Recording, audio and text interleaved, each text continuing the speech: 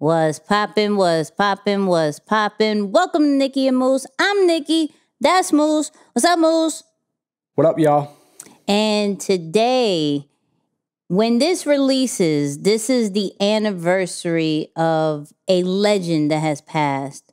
NBA legend, to be exact. We are still feeling his death till this day, but we're going to celebrate today. If you don't know who we're talking about the one, the only Kobe Bryant. Moose, how we feeling about this? Man, I've expressed my a lot of passion, for this guy. Just him as an athlete, as a basketball player, but more importantly, as a father and as a businessman. I think this is going to be a phenomenal lesson, and no better way than to celebrate his life and what he's represented. So I'm really happy we're doing this time. Let's get into the intro. Two kids from Queens, cut from a different cloth. Now joining forces, helping you to elevate your personal brand. Yeah, I'm talking about Nikki and Moose, bringing you a never-before-seen perspective into the mindset, the mentality, the behaviors, the driving force, but more importantly, the stories behind the people and brands that you know and love the most. So, we got to start off episode, what is this, 16? 17. Is it 17? This is 17, yeah. Okay, well, we're at 17. We got to go with the review of the week. Hey. Oh, this is a guarantee mess up. All right. Hey, you got to stay consistent. I know. Okay, so this one is from, I'm not going to say the username, but I know who did it, is the Style Jumper on Instagram. Shout out to you. So here we go. Bear with me. Buckle your seatbelt. Nikki and Moose are a dynamic duo like none. None that.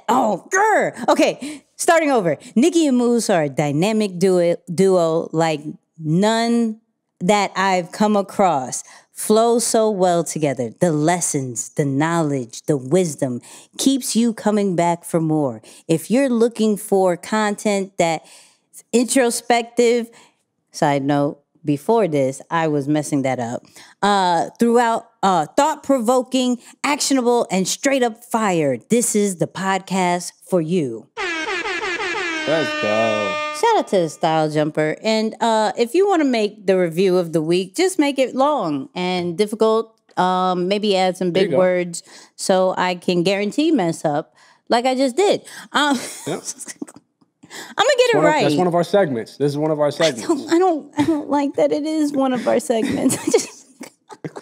I don't. But anyways, let's get into this. So, you know what? First off, can I vent real quick? Can I vent? Please. Yeah. I don't like how I don't like talking about people when they're gone. I don't, right? Yeah. I think what we do very well with this podcast, slight flex, but not, in a very humble way, is that we try to celebrate people while they're here, right? And I hate all the stuff when I was looking up some of the information and everything like that of how much information is out there about Kobe because he passed, which is good for us because, research wise, amazing.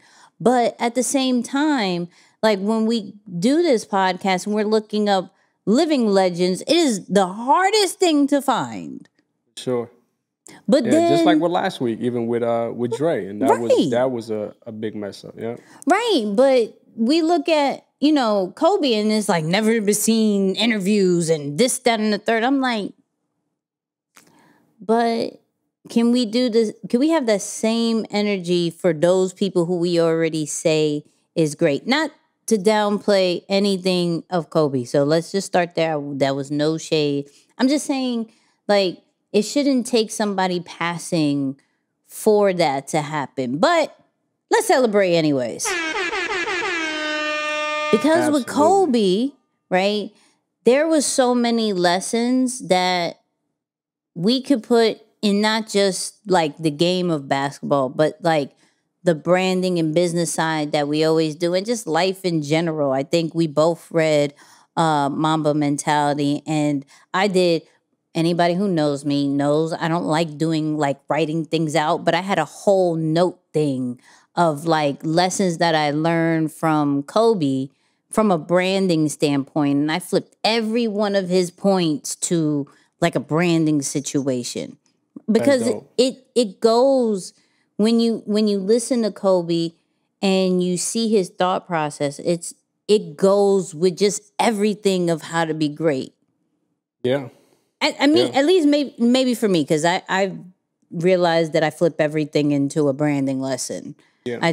But no, there was a big part of him who I think he was also a great marketer. Like he started to realize that, okay, after the game is over, I have to utilize my influence in a way that can give back and inspire others. So I think, he was already, before he even stopped playing, was thinking about that. So yeah, I'm sure there were some lessons, even without trying, they were intended for, a branding and even business lessons as well. But yeah, to your point, it definitely connects. For sure. And if you are a Kobe fan or a Kobe fan, however you want to say this, right? Because this is the weird part about it. When people die, like, it's like, are you going to say, are you still a fan? Were you still a fan? Like, it's weird. I don't understand that part. But make sure you hit our socials and just let us know if you were a fan or not. And the biggest lesson that you learned from Kobe, Nikki and Moose, everywhere. But let's get into this first clip because we have really good clips. I'm really excited.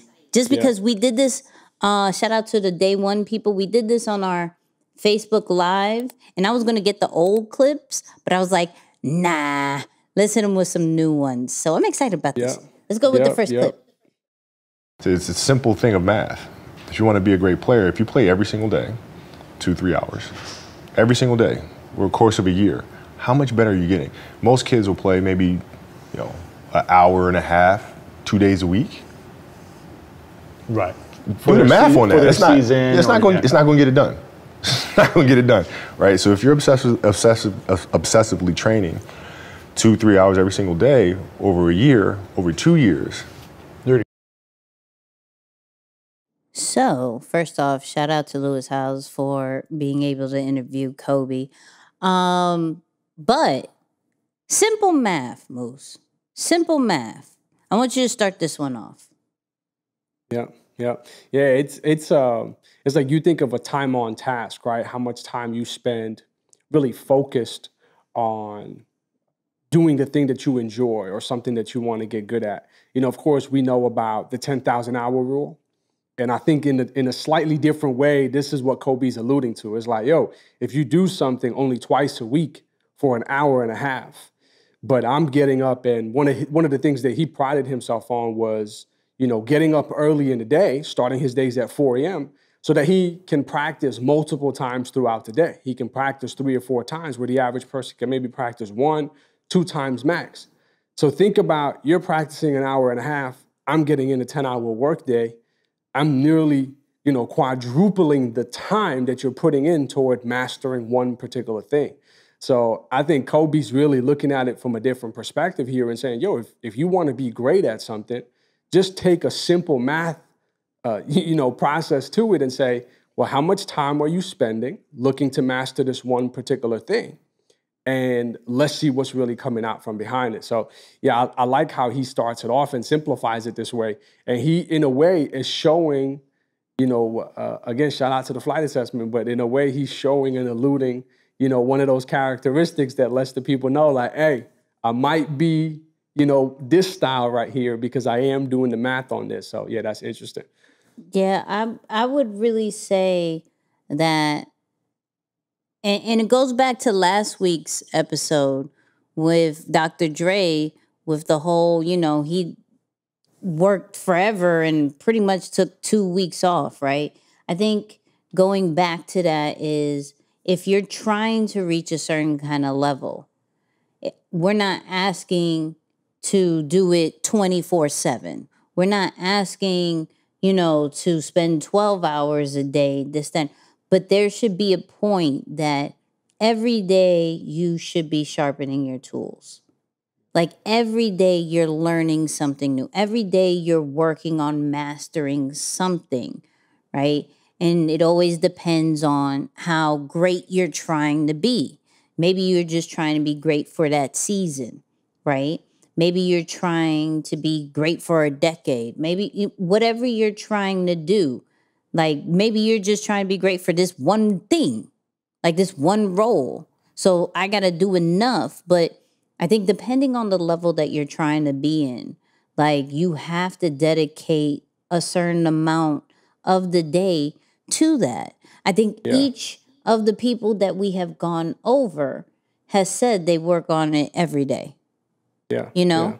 I think once they reached a certain point, they may have went back a little bit, you know, just chilled out for a second and then went right back.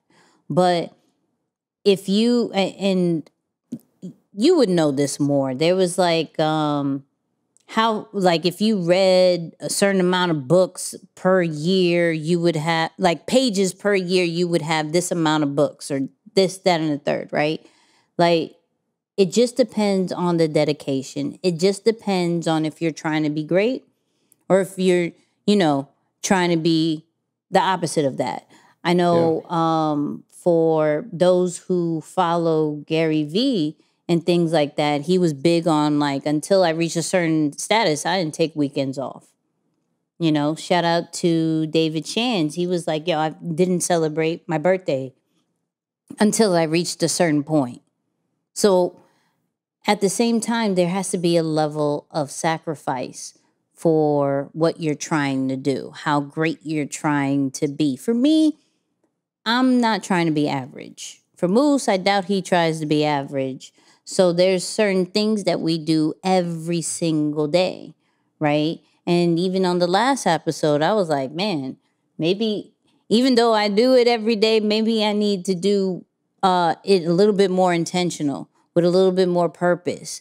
Maybe I got to, on this hour, do this and that instead of doing what I did before, right? Making the adjustments. So what I love what Kobe said, and clearly he was talking about basketball and things like that, but if we look at his status of being one of the best basketball players out there, you have to break down that formula. You have to break down how did he get there. And if he's saying, yo, you know what, I'm telling my kid, because that question was more for his kid, like, what are you telling your kids as far as the game and how to get as great as you? He told his kid, like, yo, for at least a year, let's work on the game, 1 or 2 hours a day. And imagine what that can do for your game. So if you take that same theory, right, and maybe 1 or 2 hours is too much for you. So let's try 30 minutes on anything that you're trying to be great at. So if you're trying to be great at your fitness, okay, do that, and it doesn't necessarily mean like, and when I think about Kobe, like, I don't think even though he probably was, I don't think he was in the court every single day. I think he was studying film. He was exercising. He was then shooting the ball. There was something every single day that had to deal with basketball. Not always the physical standpoint, not always the mental standpoint. There's different things that you can turn into your routine that still gets you working on whatever that is for that time period. So what are you starting from? Are you at least starting from 10 minutes a day? 20, 30 hour, maybe you'll dedicate, if you OD, you're like 4 hours. Okay, cool. But what is that thing for the day that you're saying, I'm dedicating this to sharpening my tools to become that legend, to become the greats, to become, and if that's not you, if you're like, Nikki, I'm cool with where I'm at, or I'm cool once I reach this level, then hey, this is not for you. I'm just, it is what it is. And I think that's why somebody like E.T. would confidently say, yo, you'll never catch me. And I think it's because there are people out there who also pursue different things. whether it, and rightfully so, like I understand the mentality because I can't say that, at least there wasn't a period of time where I thought that way too, where it's like, man, well, if I'm gonna do this, but I'm gonna do this as a plan B. Yeah. And you understand why people always say, well, focus on one thing. Because if you split your energy, you're also dividing your time or possibly doubling the amount of time it would take you to get to that level of breakthrough or that opportunity where you could finally, spark that piece that you want. So it's like, I like how it's simplified from that process because now you can really look at it like, man, take an inventory of your amount of hours, like you said, even if it's 30 minutes, but at least at 30 minutes, 5 days a week, there goes whatever, 2.5 hours or whatever it is. So, yeah. But who told us? Here's a good question. Mm-hmm. And I believe in the recharge. I get it. But who told us, like, we got it Saturdays and Sundays? Like, who told us that? Yeah. Man, I don't know. To be honest, I don't even know, like, it's got to be somebody who came up with the calendar. And we're just like, you know what? Yeah, whatever. Yeah. But I do think part of it could be because of religion, like, Sunday being a religious day, so I can get that. Saturday, I don't know. Well, I'm just saying because I'm like, even as some entrepreneurs, they take the gas off real quick on the weekends. Yep. Some. I'm not saying all. This is so I don't want to hear in my comments, Nikki, you ain't talking about me. You don't know. And listen, chill out. You don't know my Calm life. down. It's not about you. Okay? If it's not about you, it's not about you. You are a rare form. We appreciate you. We love you. That's for you. However, let me stop. Look at that. Round of applause. However, there are some that is like, let me chill. And I'm not saying it's wrong. I'm saying, where did that habit come from? That's what I really want. And I don't think you have this answer, but I'm just like, where did this habit come from? Where it's like, all right, Saturday, yo, what are you doing Saturday? I'm working. What are you talking about? I'm working. Like, nah, you should chill. No, I don't want to. Like, right. I watch E for church. Shout out to APOC. But that's I got to research for the podcast. You know what I mean? I got to do stuff. That's just me. I don't know. I just wanted to know. But let's get into this second clip. Wait, no, I don't want to get into the second clip. I want to talk about the flight assessment because I keep messing this up. All right? Let's go. I keep messing this up, right? So let's do it this little way. Because why did I just go crazy? So all my new people, bear with us. We talk about the flight assessment with all these legends, living or who have passed. We try to figure out how we can connect with them compared to our personalities and how we rock and how they rock, right? And we kind of do that with the flight assessment, right? And we have 4 personalities. We have pilot, flight attendant. Why am I blurry? Hello? Okay, back. All right. Pilot, flight attendant, grounds crew, and air traffic controller. We just made these characters so you can connect because the regular way you'll be like, I'm confused. So we want to connect with you a little bit more. But Moose, in a minute 30 or however long you feel like doing it, can you explain what is what? Absolutely. Yeah. Based off of the 4 dominant personality types that we see in the world, yes, you'll notice that some of these are a blend of all 4 or a blend of a couple of them. But when you use the flight theme or the flight characters, you'll start to observe these a little bit more. So when we look at the pilot, what do you notice about him? Pilot, super direct. When they get to the plane, they go straight into the cockpit. They're not necessarily talking with the people until they get to their final destination. So we know that pilots are direct, straight to the point. They're super goal-oriented. They love to move very fast and get things done relatively quick, right? But when you are going into your seat or onto your seat, headed towards your seat, next person you see typically after you walk through the door of the plane, it's the flight attendant, right? Totally different swag, right? Smiling, friendly, helpful. They want to show you a great time and they want you to have a great experience. So we talk about a flight attendant superpower, how you can notice them. It's those people who use charm and charisma and really rely on relationships, maybe even the way they dress and how they look, and they add different flavors. And, they really rely on that and they enjoy it. And that's the gift or the thing that makes them who they are. Next up, you have the grounds crew. If you're sitting at a window, you're going to look out the window. You're going to see that there are people in orange, blue, or green vest putting bags on the plane, bringing up snacks and beverages to the flight attendant to serve during the trip, maybe helping the pilot navigate from one place to another. So they're involved in a lot of different things, but ultimately the glue that keeps the operation together. So some people say that these are your support people, but I think that these are the people who really keep everyone anchored and together. So they don't necessarily want any problems. They don't like conflict or confrontation. Their biggest thing is like, yo, can we just all get along? That's how you know you're working with a grounds crew. And then last but not least, you got the air traffic control. You don't necessarily see these people. You don't hear from them, but you hear about them a lot from the pilot, right? Before the plane takes off, you might hear like, yo, air traffic control, we got a few minutes. We got a few minutes before we get to take off. All right, so these are typically people who are more strategic. They're analytical. They rely on systems. They think through small details and numbers, and they're thinking in their mind, how do our decisions today impact our future or our life down the line?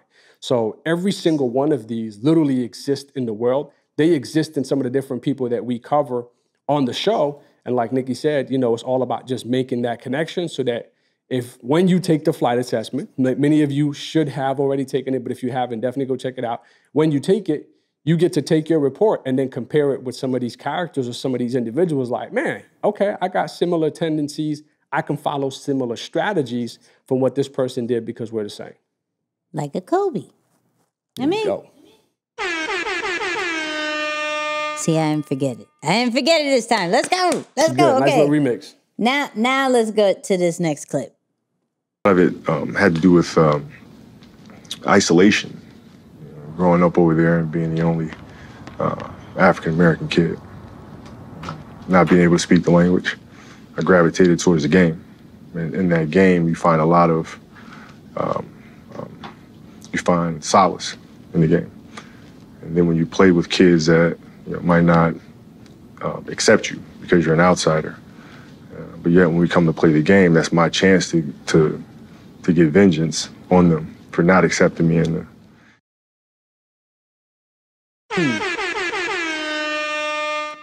So I brought up this clip because is the low-key key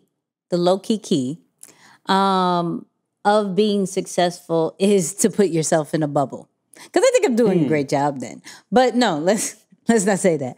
But no, let's. But anyways, so we look at some of the greats and they've normally like surround themselves with just a certain amount of people. You don't really see them too much like the types that we will talk about. We just went over the flight assessment, so we'll get into it. But I'm realizing that you kind of, when you isolate yourself, you create your own kind of world. You create what it's supposed to be. You're looking to the world and seeing what they're doing right, what they're doing wrong, and you kind of create your own stuff with no distractions, with no real critiques or anything just of yet. And then when you go back out to the real world, you're like, I have something to prove. Yeah. And I'm like, is that bad or good? Because with society, you hear isolate, antisocial, it's almost looked as bad if you kind of isolate yourself from, the world, from what you've been doing, things that and third. But if you pay attention to what Kobe did, like when everybody was eating, he was at the court, when everybody was partying, he was working or he was studying, everything that everybody else was doing, he was doing the opposite and he was doing it alone, right? He always woke up super early, was the first at the gym, you know. And even in the rest times, he was learning something. Yeah. And not really paying attention except for when it was time to receive feedback from his mentors, right?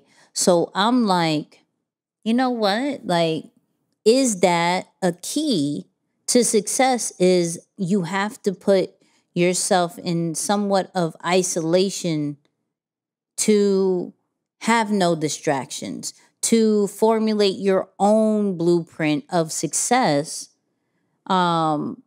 Because, and everybody knows I love Kanye, but that is the key person who puts himself in a bubble. And when he comes out, sometimes it's good, sometimes it's bad, right? But he is the biggest one to put himself in a bubble. You know, Pharrell, another person who puts himself in a bubble. We don't really hear from him. But when he comes out, it's amazing. Dr. Dre, he puts himself in a bubble. When he comes out, he has something to prove. It's like, yeah, I've been gone, but I'm here. Don't get it twisted. I am here always, just in the back. I want your take on it because I'm like, okay, I'm going to stay in my bubble then. No one can talk to me. I don't think listeners and viewers, I always get crap for being in this new COVID bubble, right? Nikki, you don't go out no more. Nikki, you don't do this. Like, why don't you go out? Why are you still doing Instacart? Because I live in my bubble. But I've been so productive in this bubble that I'm almost scared when the world opens up again. I don't know. I transitioned so well to virtual life that I don't know if I can transition out. I don't know how this is going to be. I'm scared. I am scared. That's crazy. You might be one of the few people. Yeah. You might be one of the few people who are like, hey, not the virus, but can COVID life stay a little longer? Like do we not the virus. We don't want people getting sick. No, not the virus, but do we have to go? Like, do we have? I know, like, it's been like mad months since the last person who had COVID, but I still feel like we should like chill out. Yo, that's crazy. That's crazy. I'm just saying, I don't think I'm gonna do very well. I don't think I'm gonna do well. But anyways, go ahead, Moose. Man. Yeah, no, I mean, it's a great question. And I think one of the things that I've been pushing this year, and we've talked about it quite a bit, is just this idea of independent thinking. You know, as much as possible, I really want to encourage people to, as they consume and listen to new information for study purposes or even entertainment, just really take in the information, but then take a moment and think about, man, does this really fit for me? Like, I know this person did it and they're successful, but am I in a position to do exactly what they did? And the reason why I say that, Nikki, is because when I listen to that clip about Kobe, in a lot of ways, it reminds me of my own story. Like, I am somebody who migrated from a different country, who didn't speak the language, who had nothing but a sport to kind of utilize that as an equal playing field, if you will. Like, it wasn't necessarily basketball for me, it was more baseball, but that was the only place that language, religion, color of skin, or, how you spoke, it didn't like, or how you dressed, that stuff didn't matter. It's like, if you're willing to work and you could play, you're going to get an opportunity, right? So I can connect with that, but it could be also that was his escape. That was his escape from the life that made him the oddball out. So it's like, while I'm going to use that as fuel to dominate you, and you could hear his passion, because he's like, yo, this is my vengeance. Like, this is when I'm going to get back at you for isolating me during this other time.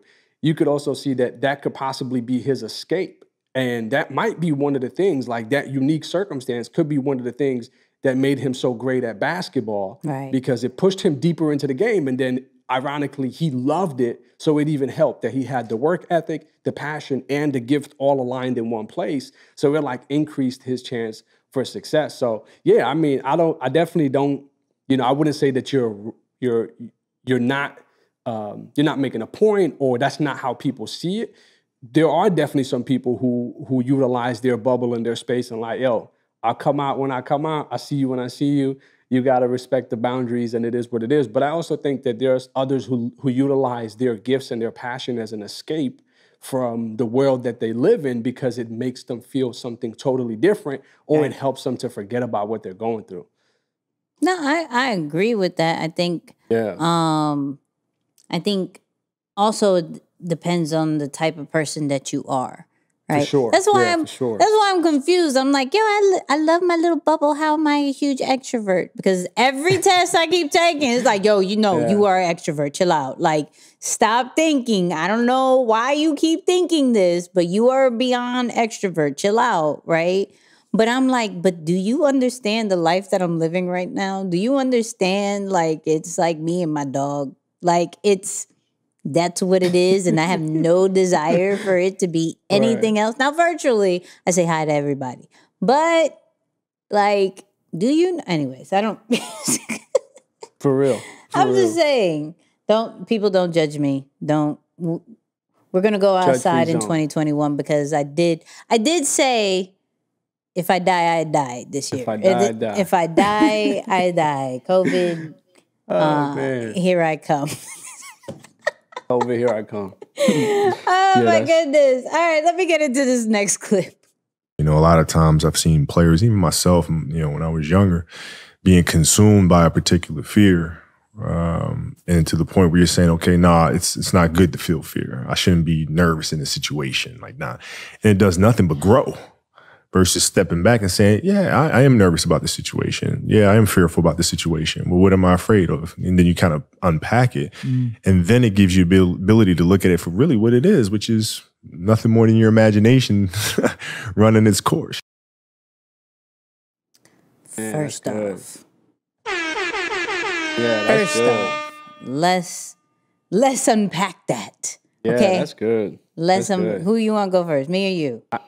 Go for it. Go for it. Yeah, please. All right. So I love this topic. I love that he said that because from my standpoint, right, I'm always going to bring it from a branding and content standpoint. Like, a lot of the people I deal with have a sense of fear of putting themselves out on social media, putting themselves out as a brand based off what people may think, based off failure, based off so many different things, right? And I'm like, yo, it's all in your head. Like, I love how he said, like, yo, let's unpack that. Where is the source of the fear? And then when you really break it all the way down, it's truly nothing. It really isn't anything that we have to worry about. It's just us inside our head because no one really said that we suck. No one really said that what we're doing is trash, it doesn't work, this, that, and the third. And if they did, let's just say you have one or two people that are like, yo, cut it out. This is trash. Go away. Let's fact check them. Let's see what stats they have. Let's see what have they accomplished in the way that you are accomplishing it, right? If they haven't done what you are trying to do, they can sit all the way down. All the way down. Okay? Yes, I gave him that noise.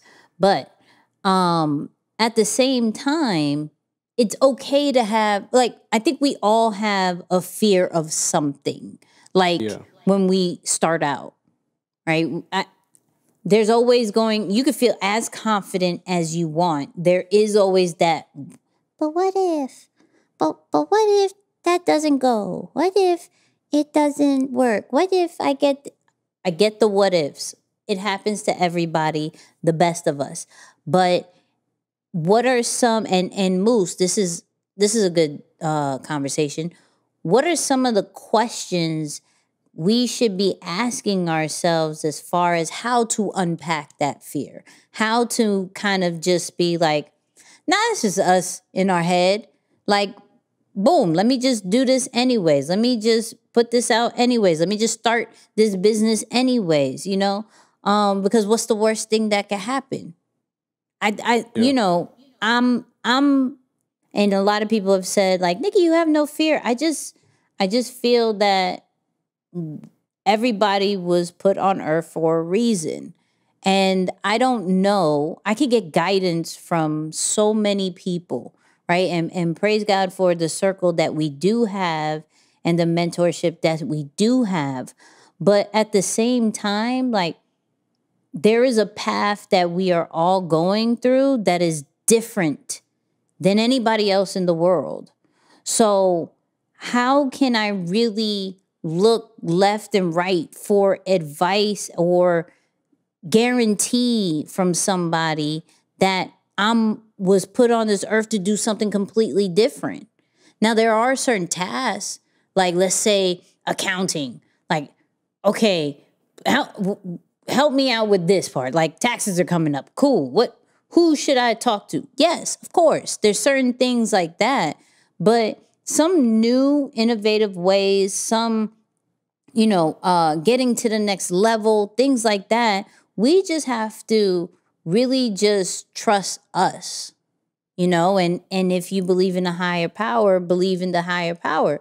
But we have to trust us that it's just really all the insecurities, all the emotions that we have is just within us. It's just because maybe we've never seen it done before. Maybe there isn't that, okay, I can mirror and model this situation, so I feel a little bit more confident because I know that it's been done before. Sometimes we're going to touch territories that has not been done before, right? As far as for what I talk about, we're going to create different pieces of content that we've never done before. We're going to create different types of brands that's never been created before, different topics that's never even been touched, or solutions that's never been even put out there before. So there is going to be a healthy amount of fear. It's up to you to figure out if it's going to really overcome you or not. Yeah. But and going back to the question, like, what are some of the questions we can ask ourselves to kind of like calm down that fear of like, all right, this is me. Yeah. Yeah, man, and I don't know if there's a specific question, Nikki, but I think for the people who feel the fear the most, they probably work best within an environment that can give them some level of maybe, I guess, direction. Right? Okay. It's like typically people fear something when they don't feel like they have direction. So one of the questions, if we're going to bring it back to the question, is like, yo, do you know where you're going? Right? Have you been there before? Do you know somebody who's done it? That maybe you can go and knock on their door, send them a text because it's COVID, wear your mask, and say, hey, I'm trying to go where you've gone. Can you give me some instruction? I'm so over this mask. Sorry. I'm so over this mask. Oh my God. Yeah, it's bad. It's bad. But no, I definitely think that the source of it is this lack of clarity. But I love that Kobe really humanizes it, because I think a lot of successful people, their confidence sometimes makes them forget that they had fear at one point. And I'm not saying that they all have fear, but there's a lot of people, like I remember Diddy. Diddy was somebody who I always felt like my man just had no fear. None. Like he just does not have, he's zero. And so to hear someone like Kobe kind of humanize it and say, okay, you do have a fear. Right. But why? Where is it coming from? Is it a discomfort maybe in your game? Is there a specific pattern or something that you're doing? Do you see it repeatedly happen at a specific time or instant of your business, maybe a specific exchange that you can unpack that a little bit more and get some help and guidance on how to better navigate that? Because I know for me, fear is an indicator, at least as I've better transformed how I look at it. Fear is an indicator to me that I care about something. I deeply care about it, because if I didn't care, I wouldn't be afraid to do it. I wouldn't be I would give zero cares about it. I care about something, and I likely haven't practiced enough to feel comfortable in the space. So, okay, good. You care about something. That's great. You want to stay on this path. Okay, so what are you uncomfortable with?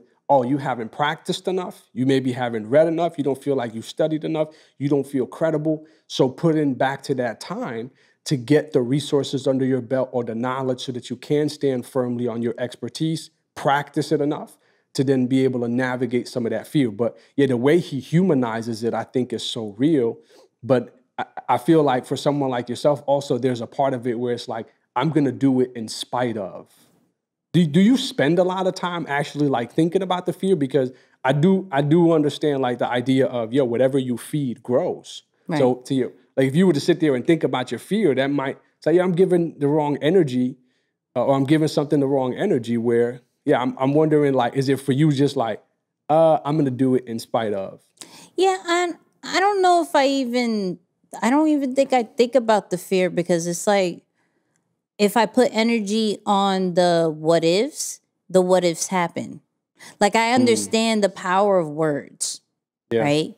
So, and I think we've proven it last year when I said like 3 things and it was like, oh, okay, I'm done. I'm not saying anything because this actually happens, right? And so like I truly respect and understand the power of words. So if I was to say, what if this or could this happen is going to. So I think I go more on just let's go.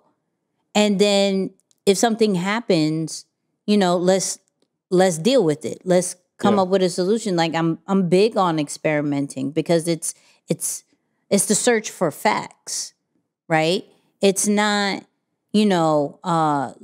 a trial and error kind of vibe just because we're looking forward to see what works, right? And each time we try something, we learn something new. It's not we try and it fails and, oh man, it sucked. I can't do this. It's trash. No, it's like, okay, that didn't work. Why? Okay, cool. So this next time I could do it this way, right? Or it just took a hiccup or there was an obstacle, right? I never look at anything as a failure. So it makes it a little bit easier to not really concentrate on fear because I think one of the biggest fears that people have is failing. Yeah. And so if I already don't have that in my head of there is such thing as failure, right? Then I don't have necessarily that fear to concentrate on. Yeah, that's good. That's good. I think failure and judgment too, Nix. It's like, one part of it is like, oh, I don't want to fail, but another part is like, man, what are they going to think about me? Or I don't want to be judged for looking like I'm not as good as, or whatever the case may be. So I think the other part of it, and I'm pretty sure you and I have talked about this too, is like the lesson. So it's like not so much, fear or failure, but what am I learning too? Like that lesson piece, because that's something that can expedite your process the very next time. Because you could be on the right path, but you did the wrong thing. And it's like, okay, well, don't do that again. Just do something different on that same path. So yeah, like utilizing it from a lesson standpoint too is always a good benefit. So let's talk about the judgment part. Like, I have my own very direct way, but how do you deal with the judgment? We're not going to talk about it right now. I like that. Man, the thing that I've been doing recently is just saying, I've really created a very structured, like relational system that allows me to put value to people's opinions. So if you sit at a certain tier in my relational system, then I'm going to give a little bit more value to the opinion or that which you're sharing. But if you're outside of that circle, you're outside of a specific number of people that I've kind of outlined, I'm not gonna say, yo, take that somewhere else or be disrespectful to what you're sharing, but your opinion is just not gonna hold as much weight. Right. Right. So it's really something that I'm kind of utilizing with a grain of salt. But also just, I think also if you stay centered in who you are, you don't give somebody an opportunity to tell you, what you're not or who you should be, because you know yourself at a deep and intimate enough level that it can't sway your vision. But when you're distracted, when you're unsure of who you are, people can start throwing words and labels at you, and you could be like, oh yeah, I think that might fit, good, bad, or indifferent. And then you find yourself at the wrong path. And if you trace back like, yo, how did I even get here? It's like, oh shoot, Joe threw me this label and I wore it. I thought that was it, but that didn't even come from me. That wasn't a credible source. So yeah, that's kind of one of the ways I've been navigating it for sure as of lately. Give us a little bit more about, you said direct, but well, a little bit. So this is what I'll say. Let's do it this way, right? I realized because I was unpacking the thought process of like how I don't necessarily care. I don't want to say 100%, but I don't necessarily care what majority of people may think. And I break it down into, and maybe you can relate a little bit. I'm an only child, right? Yeah. So I wasn't talking to anybody anyways, right? Like I was talking to my mom majority of my life, right? I had a few friends here and there, but my mom, shout out to mom. Hi, mom, you're watching this and listening. Hi, mom. A very overprotective mom and definitely kept me safe from a lot of situations, but at the same time had also kept me in a bubble. So I didn't really hear what other people would say. And I was able to do whatever I wanted to do with no one stopping me. Yeah. So that doesn't change my thought process of being able to do what I want to do with no one stopping me. Doesn't change because I go outside into the real world and leave my mom's nest. And that you don't just switch to, oh my God, I have to care, right? So I love my mom, even though there was some times where I'm like, yo, I want to go out, let me go, right? But I love my mom because she created this human being that doesn't necessarily rely on people's judgment to move forward. That doesn't rely on what people have to say to feel good about myself or necessarily feel super validated on any, level. So I think for me, it goes back to how I was raised. Yeah. And looking at it from that really set me up to continue to do whatever I want to do and think that I'm unstoppable because my mom said so. I love it. Right? Let's go. Shout out to mom. I love it. She's gonna text me right now. Right now. You said my name. You mentioned me on the podcast. How can you say this? I'll say 17 million good things and she'd be like, I'm overprotective? Mom, did you not hear the rest of it? Like I said so many good things, but shout out to mom, I love you. But let's get into this final clip. So when I passed him up, I remember talking to him afterwards and saying, this is kind of, it's like he's still here. The information and the stuff that he's passed on to me, I'm breathing that spirit back into the game all over again, which is a lot of the reason why I try to do that now for the next generation, because he did that for me. Bill Russell did that for me. Jerry West, all you guys, but Michael in particular.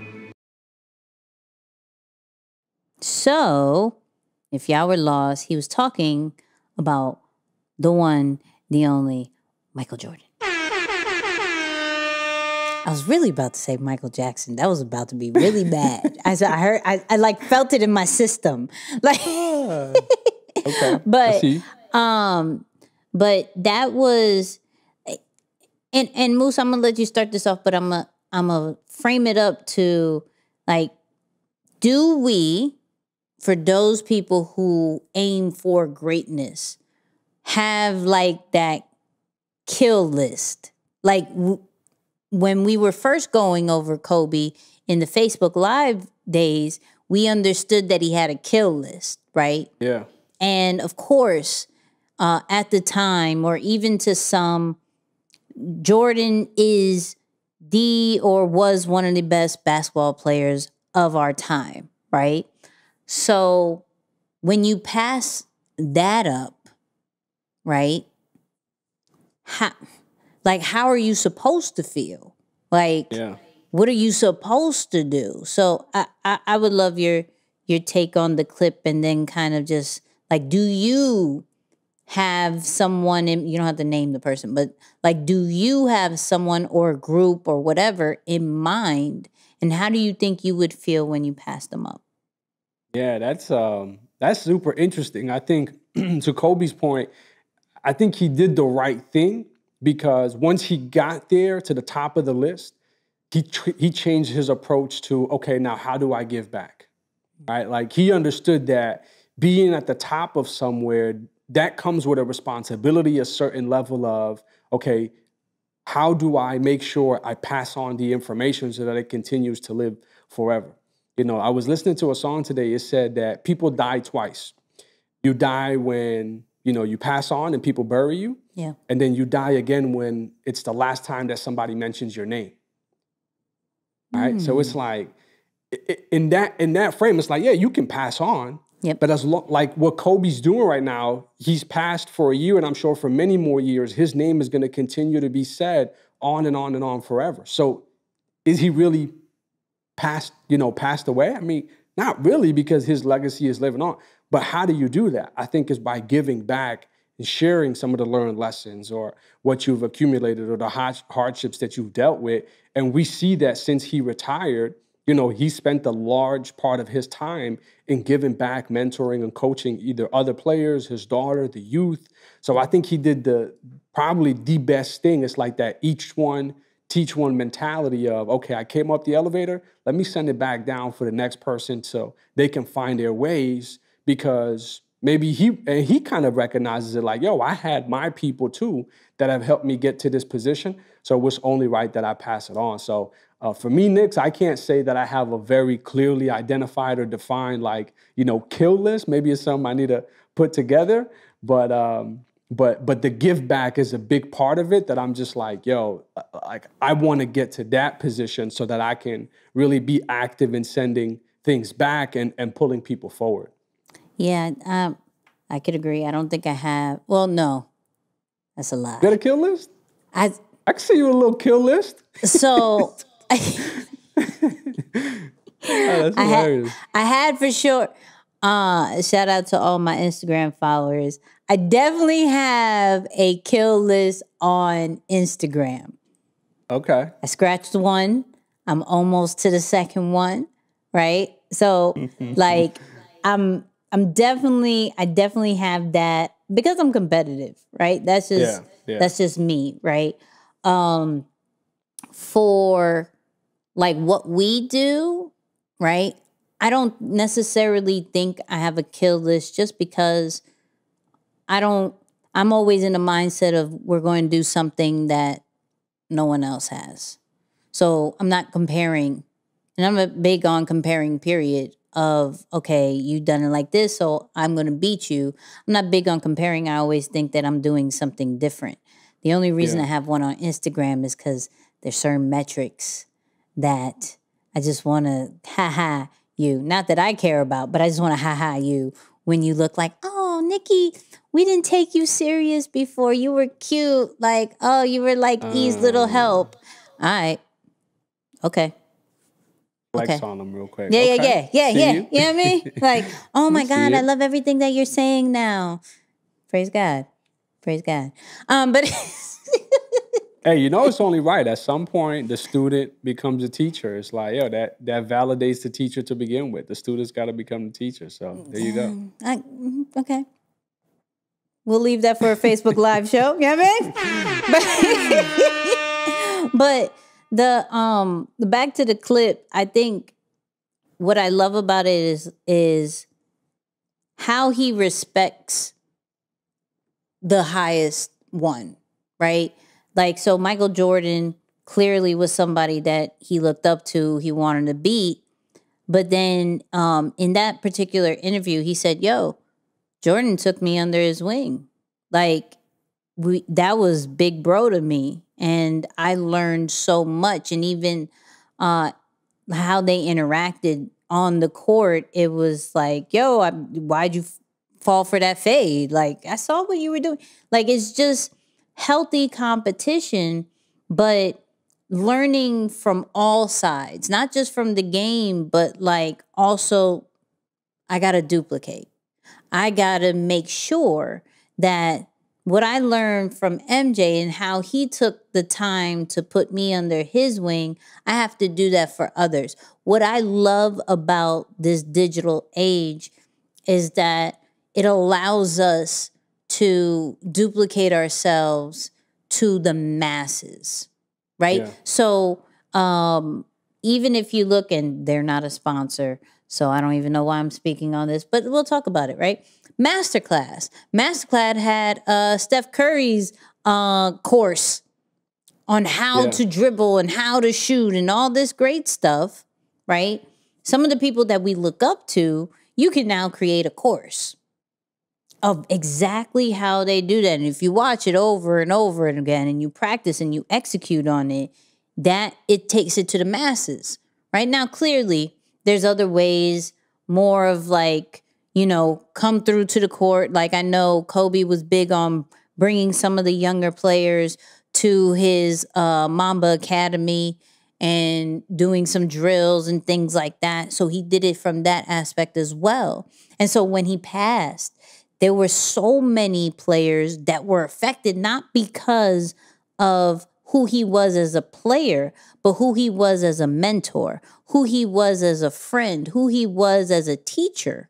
You know, it hits different when you teach others. It hits different when you impact people's lives that make them better.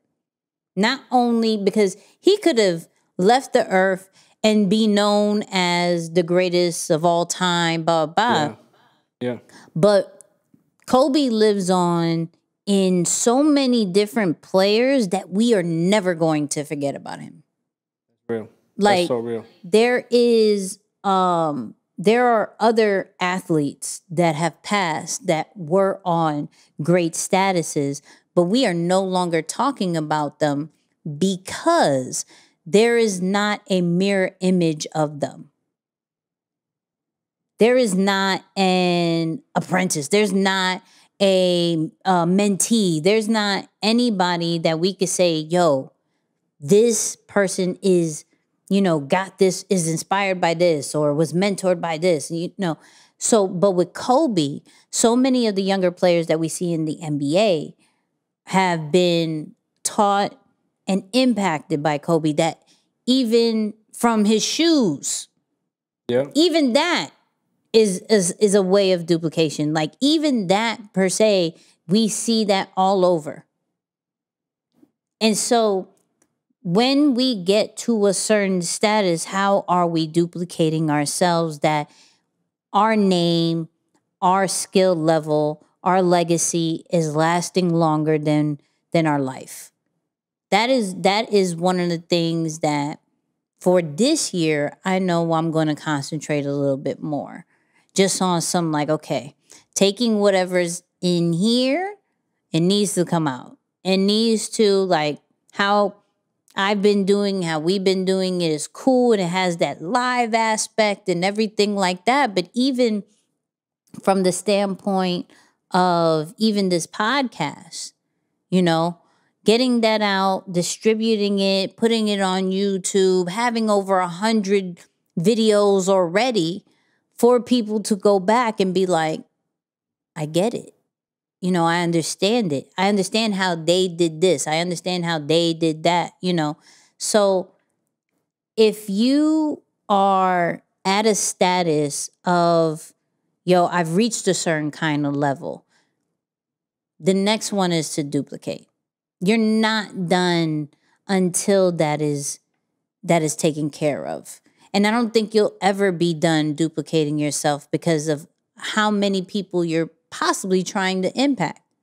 Maybe you're trying to impact the world.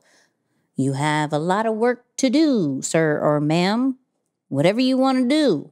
But I love that when he did pass MJ, he was like, yo, it wasn't what I thought it was going to be. Like, it just wasn't. I didn't feel like relieved or anything. I was just like, yo, that's big bro.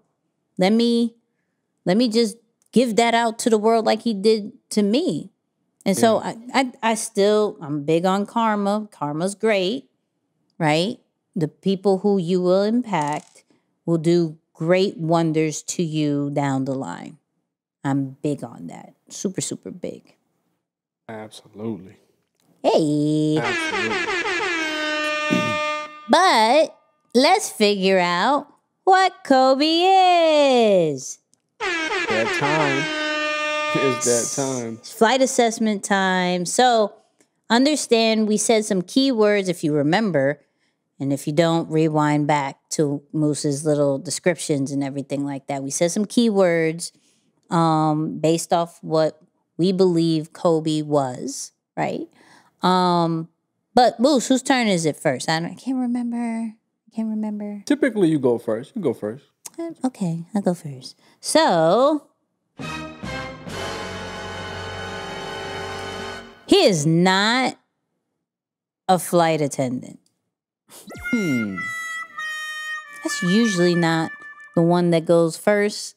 But I don't feel like he was very sociable. I don't think Definitely he was not out here on the court. Yeah. Yeah. Definitely not on the court. I don't think he was the life of the party. I think he didn't like to be center of attention sometimes. Like it just, the little things like that. Little things. Yeah. Who you And got? a lot of the people in a lot of the interviews, that came out afterward, they were saying like, yo, he was such a, believe it or not, such a humble guy. Like he really cared to know people on a deeper level. And he showed like, just his true well intent or well desire for others. Is like, oh, how's your kid? How's this? How's that? It's like some reporters really like acknowledge him for that. But yeah, I don't know, that center of attention was definitely his vibe. I think for me, I'm confidently going to say that he is not a grounds crew. Sorry, all my not a grounds grounds crew people that were rooting for Kobe to be you. Kobe was probably not. Maybe had a little bit of you, because we all have a little bit of you, but probably not. You know what I mean? Yeah, not Cobes. So, this is, I think, when we first went over Kobe, I think we were torn as like super feeling confident of which one, right? Yeah. Because Kobe, based off some of his teammates and even how he described himself, he could be a jerk, right? He was very aggressive, a really strict leader, right? But very strategic, had all the systems in place as far as what he was going to do, his routine, everything like that. So I could see both either being pretty much a bit even. Yeah. I would say that because I don't necessarily know, because based off what we know about high pilots and high air traffic controllers, when they're together, when you have a high of both, you kind of get that like very uncomfortable vibe of like, okay, you a bit aggressive, but you know what you're talking about, and you're really about facts, and you want it this certain kind of way, and like that combination scares me. We've met a few, and I've been like, you a whole different person. It's real. It's real because that combo is pushing for excellence at the highest level, but they also want it done in a very specific way. And they're not really invested in how you feel all that much about it or what you got to say about it. Right. So it's like, man, that's tough to work with, Right. It's all about the task, and I get that. I'm semi for that. Because I'm not all the way there with it. Like I'm for the task, but like, yo, be nice to me. You talk to me nice. You gotta really be about it though. If like you gotta be like the Kobe, the Steve Jobs of the world. Like I think Steve Jobs may have been another high pilot, high air traffic control. Yep. But at that status, you think they earned the right? Like, can they earn the right to be a jerk? It's like, sorry. Remember we had the conversation of to be one of the greats or to be like deem the leader that we all look up to. Do you have to have a level of like of a jerk in some sort, because we're looking at, and not clearly not everybody that we've, messed with, but even there was reports about Dr. Dre being a jerk, right? Like he's going to make you do certain verses over and over and over again, Diddy a jerk, right? Who else is a jerk? No, I'm sorry. That sounds so horrible. Who else? Who else is a jerk? Let me see. I'm gonna call these jerks out here real quick. Yo, I don't mean. That's hilarious. Yeah, okay, I'm sorry. Not everybody is, but there's certain people who look at like, yo, they could really be a jerk. But it's always to get to the goal, right? Yeah. It's always for a reason that has a bigger picture that is attached to it, right? So I think that was a conversation that me, you, and E had, because Jordan, that was where that conversation came from when we watched Last Dance.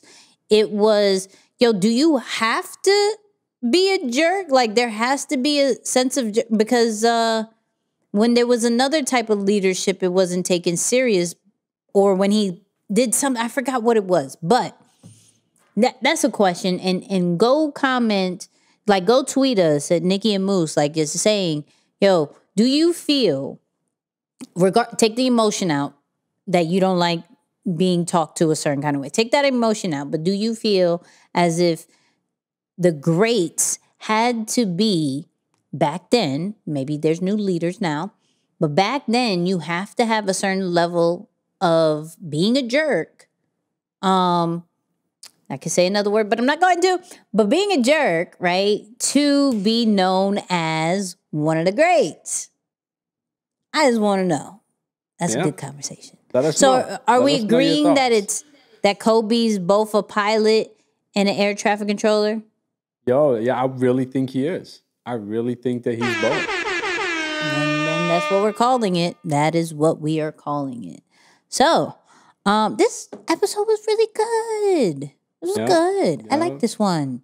I say that about everyone. I don't know why, but I say that about everyone. I apologize. We're biased towards our work, y'all. We favor our work. Right. But look, all we do, as I've been saying it for a bit, go follow us everywhere: Facebook, Instagram, Twitter, Nikki at Moose. Tuesdays on Facebook, as I was going to say, just go follow us on Facebook, and we're going to announce when we're going live. We're under construction with the times lately. We'll be there. We'll be there. We'll be back. We'll be back. But we're coming to the show. We just don't know what time just yet. Okay. We'll be there on Tuesday.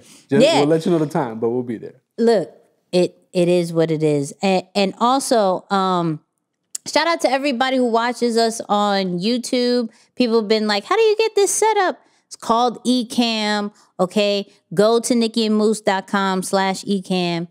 You will get a free trial if you want to do it that way. But Moose. Fire. Moose. Yes, ready? Ma'am. You feel comfy? You good? You all right? Pretty good. All right. Final words. And I'm going to hit y'all with a quote directly from Kobe. This was one of my favorite quotes he shared. This was an interview he did just unfortunately 2 years before he passed. But I love what he said. He said, over my lifetime, right?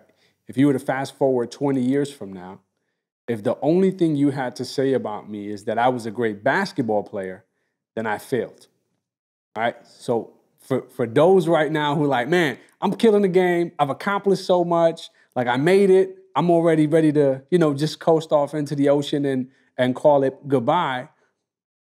Do you have more than one thing that people can say, yo, you were great, not just at this, but you were also great at that? Did you accomplish greatness in multiple areas? Did you duplicate your greatness in multiple areas? So take a page out of Kobe's book, right? Even if you've got into a destination yourself, send it back to somebody else, but also venture into other areas and duplicate that greatness.